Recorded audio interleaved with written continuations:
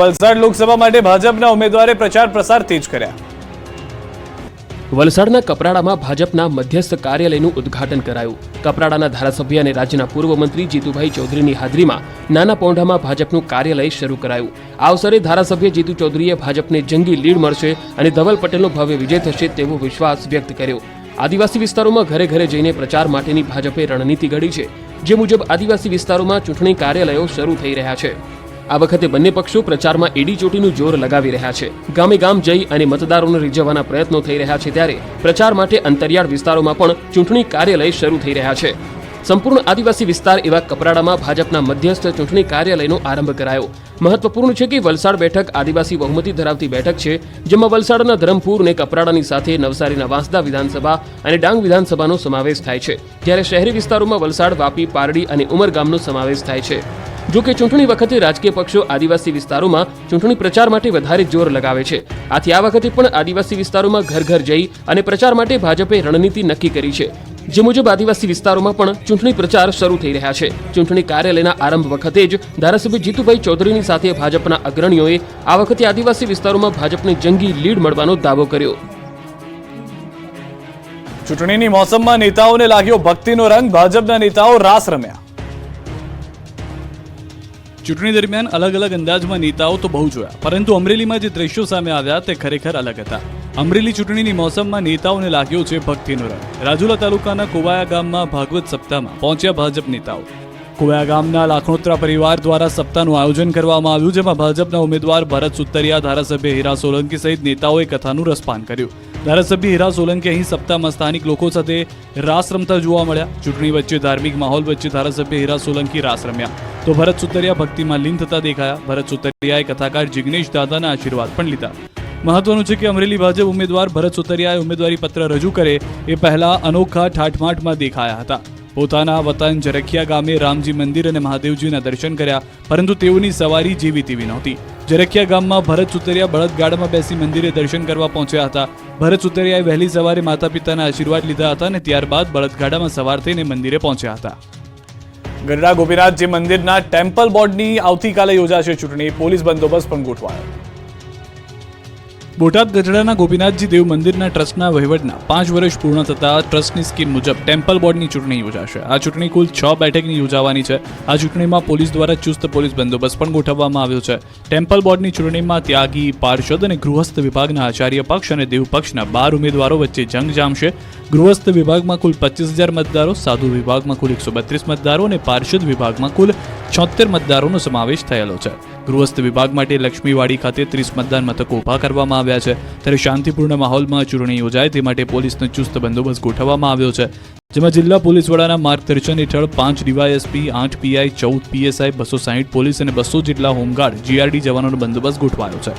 ઉનાળાની સિઝનને ધ્યાનમાં રાખીને તમામ મતદાન મથકો પર પંખા, પાણીના ફુવારા ગોઠવવામાં આવ્યા છે અને મતદારો માટે ચા, પાણી અને જમવાની વ્યવસ્થા પણ કરાઈ છે। ચૂંટણીમાં ગૃહસ્થ વિભાગમાં એક મતદારે 4 મત આપવાના થતા હોય છે। સમગ્ર ચૂંટણી પ્રક્રિયા પૂર્ણ કરવા માટે જુદા જુદા વિભાગોમાંથી કુલ 160 જેટલા કર્મચારીઓને તાલીમ આપીને ફરજ ઉપર મૂકવામાં આવ્યા છે। આગામી દિવસોમાં ભીષણ ગરમી સહન કરવી પડશે, હવામાન વિભાગે કહ્યું। હજુ 2 થી 3 ડિગ્રી તાપમાન વધશે। ગરમીમાં શેકાવા તૈયાર રહેજો। 3 દિવસ બાદ વધશે તાપનું ટોર્ચર। કમોસમી વરસાદની વિદાય થતાં જ સૂરજ દાદાએ ગરમીના એવા ગિયર બદલ્યા કે લોકો ત્રાહિમામ પોકારી ઉઠ્યા। ગરમી એટલી હદે પડી રહી છે કે બપોર થતાં તો આકાશમાંથી જાણે અગનગોળા વરસતા હોય।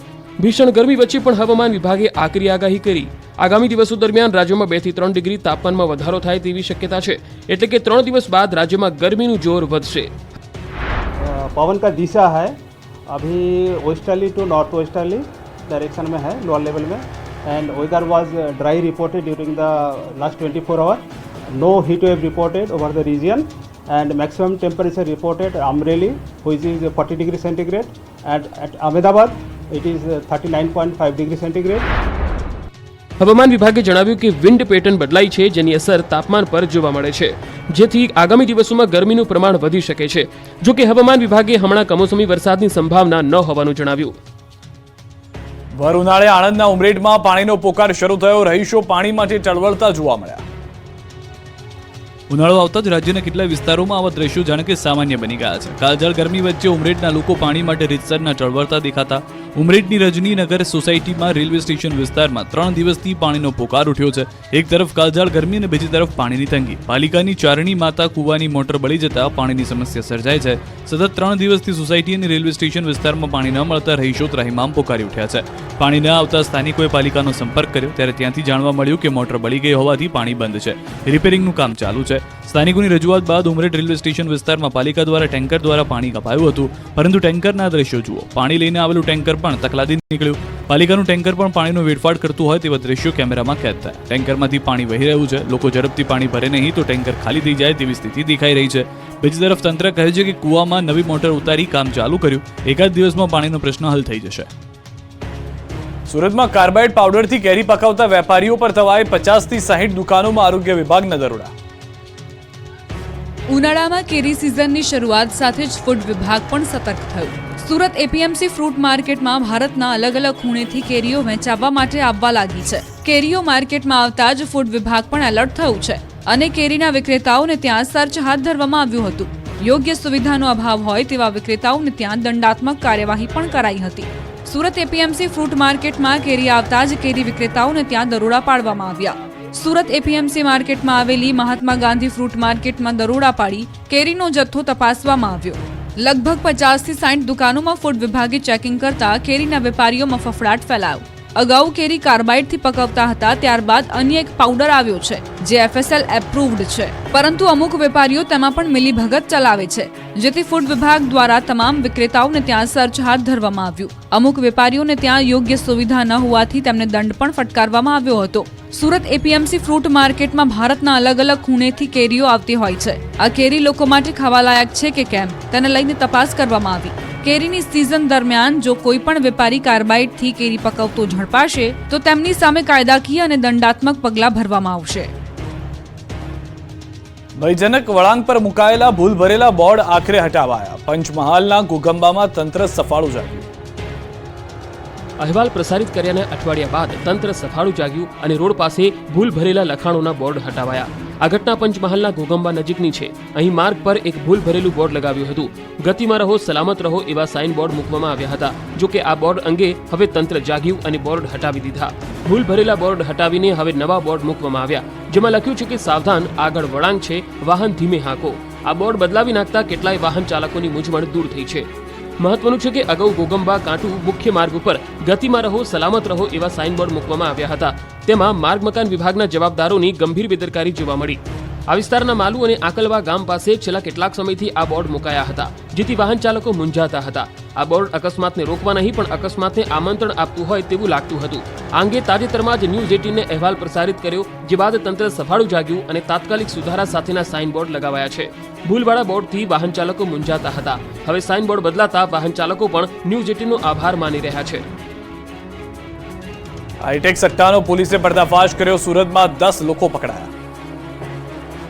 સુરત પીસીબી અને એસઓજી પોલીસે ઓનલાઈન ગેમિંગ અને સટ્ટા રેકેટનો પર્દાફાશ કર્યો છે. માર્કેટિંગ ફ્રેન્ચાઇઝીની આડમાં લોકોને બહારથી બોલાવવામાં આવતા હતા અને દુકાનમાં રાખેલા કોઈન મશીનની અંદર વિવિધ ચિત્રો પર લોકોને રકમ મુકાવીને એક વ્યક્તિને વિજેતા જાહેર કરવામાં આવતા હતા. દુકાનની અંદર જુગાર રમાડતા 2 ઓપરેટરો અને જુગાર રમતા 8 વ્યક્તિ સહિત કુલ 10 લોકોની ધરપકડ કરવામાં આવી. પોલીસે કોમ્પ્યુટર સ્કેનર મશીન અને 2 વાહન સહિત કુલ મળીને 2,33,000નો મુદ્દામાલ કબજે કર્યો અને આરોપીઓની વધુ પૂછપરછ હાથ ધરી. મહત્વનું છે કે વર્તમાન સમય ટેકનોલોજીનો છે. ટેકનોલોજીના સમયમાં હવે ક્રાઇમ કરવાની પદ્ધતિ પણ ગુનેગારોએ ટેકનિકલ બનાવી છે.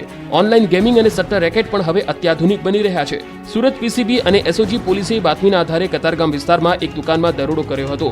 આ દુકાનમાં એચએસ માર્કેટિંગ ફ્રેન્ચાઇઝીના નામથી લોકોને યાંત્રિક કોઈનની મદદથી જુગાર રમાડવામાં આવતો હતો. વ્યક્તિ એક કોઈનનું રોકાણ કરે અને ત્યારબાદ જો તે વિજેતા થાય તો તેને એક કોઈનના બદલામાં 9 કોઈન આપવામાં આવતા હતા. આ મામલે પોલીસે 10 લોકોને સકંજામાં લીધા અને 2ને વોન્ટેડ જાહેર કર્યા. ઉનાળો આવતા જ લીંબુના ભાવમાં તોતિંગ વધારો થયો. 3 ગણા ભાવ થતા લોકોને લીંબુ વધુ ખાટા લાગ્યા. સુરેન્દ્રનગર જિલ્લામાં લીંબુના ભાવમાં ધરખમ વધારો થતાં લોકોની મુશ્કેલી વધી. એક સમયે 1 કિલો લીંબુના ભાવ 50 થી 60 રૂપિયા હતા, પરંતુ હાલમાં અહીંયા લીંબુનો ભાવ 170 થી 200 રૂપિયા સુધી પહોંચી ગયો.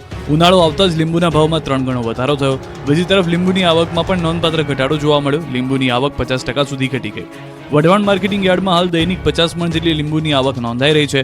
અગાઉ દરરોજ 100 મણથી વધુ લીંબુની આવક હતી. લીંબુની આવક ઓછી થતાં તેની સીધી અસર ભાવ વધારા પર જોવા મળી રહી છે. અગાઉ માવઠાના કારણે લીંબુના પાકને માઠી અસર થઈ, જેથી લીંબુના ઉત્પાદનમાં મોટો ઘટાડો નોંધાયો છે. લીંબુનું ઉત્પાદન ઓછું થતાં હાલમાં ભાવ આસમાને પહોંચી ગયા. લીંબુનું ઉત્પાદન ઘટતા હાલ માર્કેટિંગ યાર્ડમાં લીંબુની આવકમાં 50% જેટલો ઘટાડો નોંધાયો છે, જેના કારણે ભાવમાં સતત વધારો થઈ રહ્યો છે.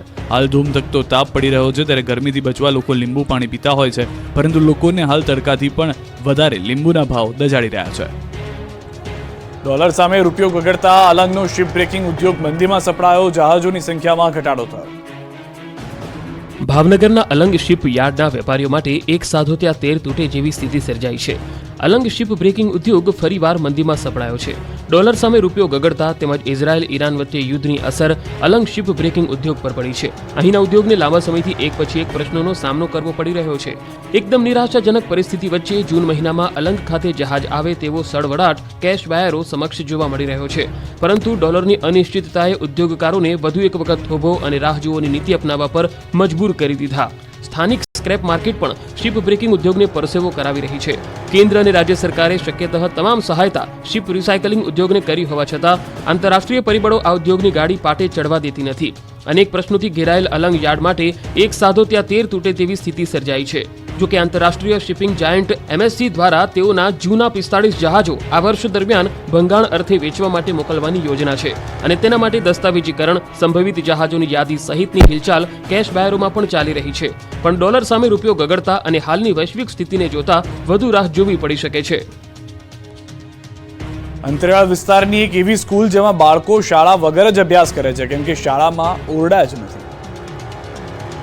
પંચમહાલ જિલ્લાના ઘોઘંબા તાલુકાના છેવાડે આવેલા ખાનપાટલા ગામમાં શાળા વગર બાળકો અભ્યાસ કરવા મજબૂર બન્યા.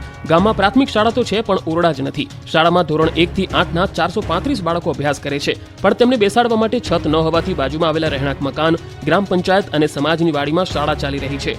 ગ્રામજનોએ ખેલદિલી બતાવી અગવડતા પડતી હોવા છતાં પોતાના ઘરમાં શાળા ચલાવવાની મંજૂરી આપી છે. જો કે ધોરણ 6 અને 7માં વધારે વિદ્યાર્થીઓ હોવાથી એક રૂમમાં બેસી નથી શકતા, ત્યારે બાળકોને વૃક્ષ નીચે બેસીને અભ્યાસ કરાવવો પડે છે. આ ગામની પ્રાથમિક શાળાના 5 ઓરડાઓ જર્જરિત થતા તેને તોડી પાડ્યા હતા.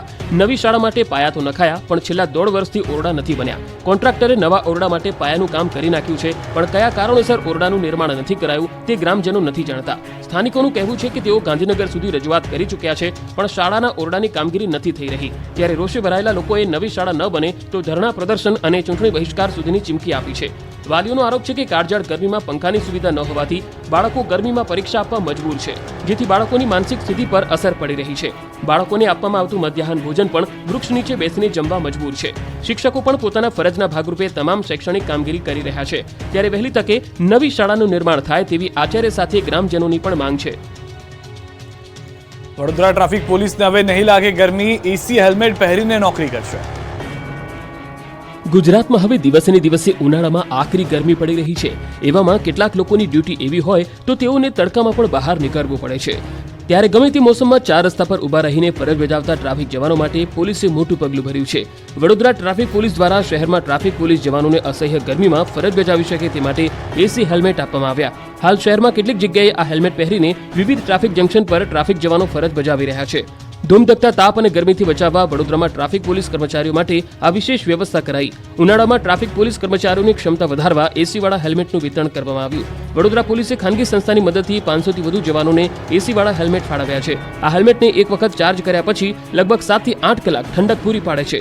તેની બેટરી ડિસ્ચાર્જ થઈ જાય તો પણ ચિંતા કરવાની જરૂર નથી, કારણ કે હેલ્મેટ સાથે એક બેટરી પણ આપવામાં આવી છે, જેની મદદથી હેલ્મેટને ચાર્જ કરી ફરી વખત ઉપયોગમાં લઈ શકાય છે.